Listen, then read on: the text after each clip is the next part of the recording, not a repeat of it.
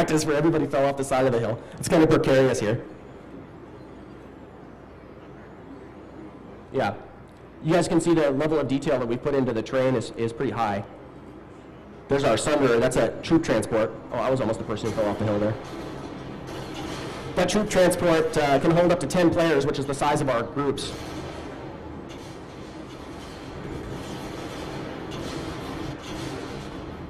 So unlike a game like Battlefield, which also has tanks, we have as many tanks as you want. You have 50 people pull tanks and use them if you want to. So it really creates a chaotic situation, I guess, which is good. It's organized chaos.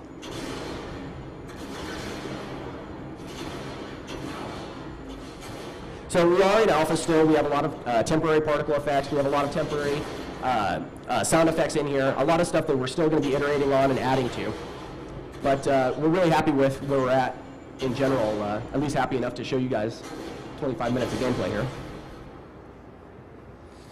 Here we're starting to see some Terran Republic troops. And you'll notice that right away their style is completely different. Rather than having those big hover tanks like we saw before, they're using much more conventional type weapons. Whoa, getting shoved around.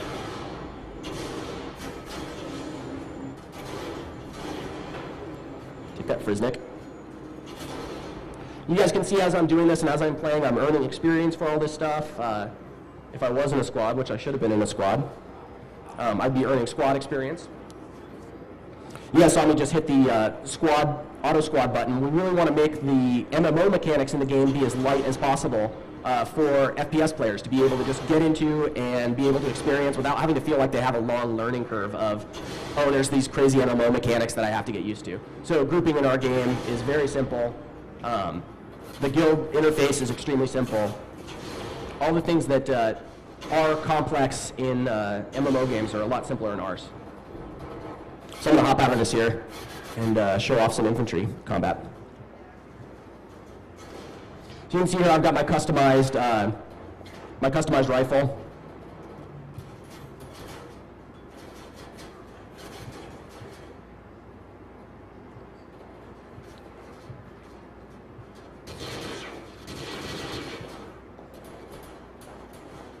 Oh, yeah, my squad went.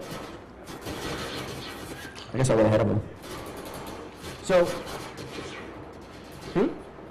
yeah, this is another one of the facilities. So earlier I showed you guys the biolab. This is an amp station. So it has a completely different layout. And you'll be able to see that it has a really large front courtyard that's designed around having combined arms battles where vehicles and infantry can fight at once. And then it has a really tight infantry-only area in the back.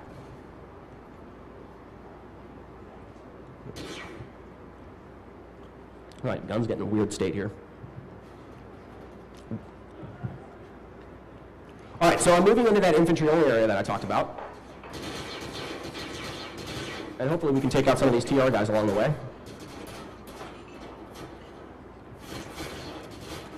Whoops. I might have to equip my cheating shield that gives me a little bit of extra life. So over here we have a deployed galaxy.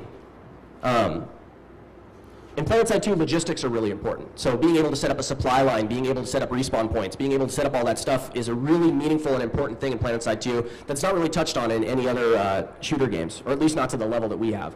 So a galaxy pilot is a specific thing that a player can do. They go get a galaxy, they spec it out to be able to be a mobile respawn point, a mobile resupply point, and then they land it and gain experience when people use it for resupplying or use it for respawning.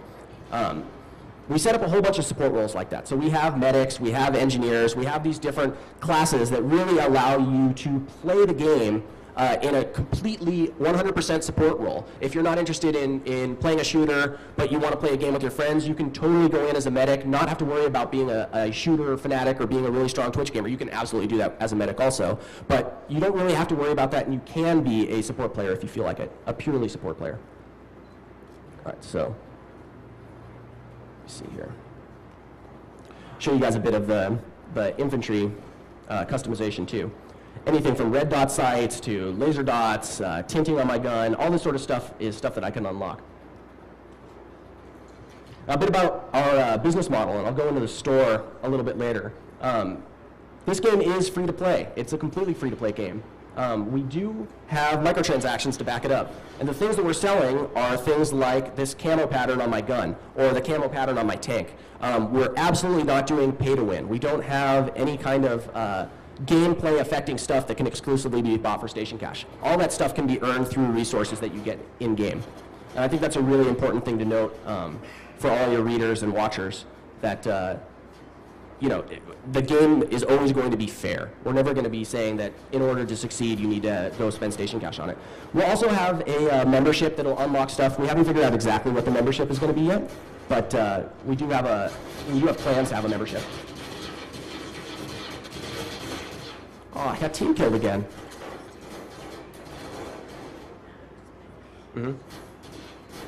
My buddy revived me. All right, so this is getting a little hectic here, so I'm just going to concentrate on shooting.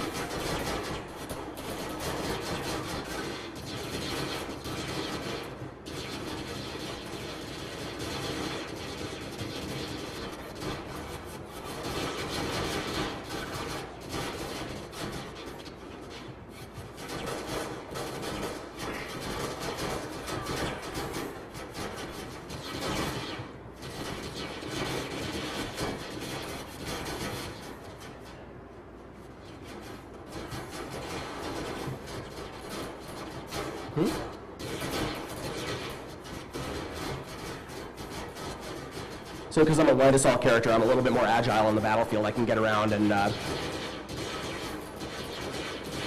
do things like get up on top of these roofs where I can get a little bit of a better vantage point.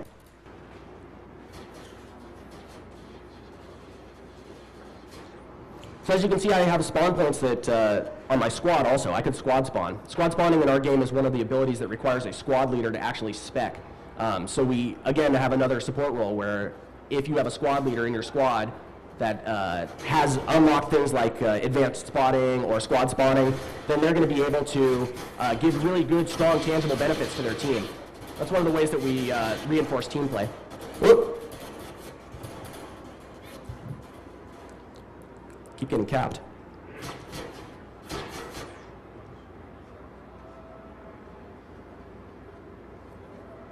So hopefully we can push these guys back a little bit and show you guys the base capture.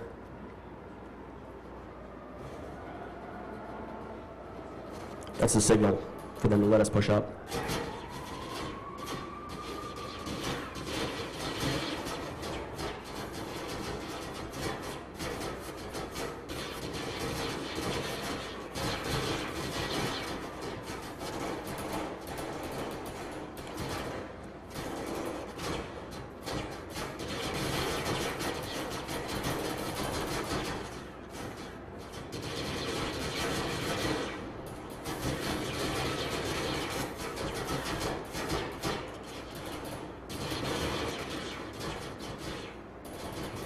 Let's move up some more.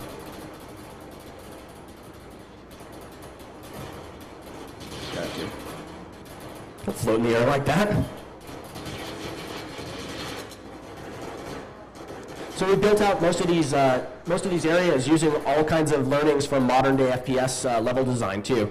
So we have these, as Josh mentioned earlier, really handcrafted areas rather than just having a large, height field that doesn't really have any kind of interesting gameplay areas in it. Every square inch of our map is designed with gameplay in mind, and all of it will be play tested, and all of it will support just different types of gameplay.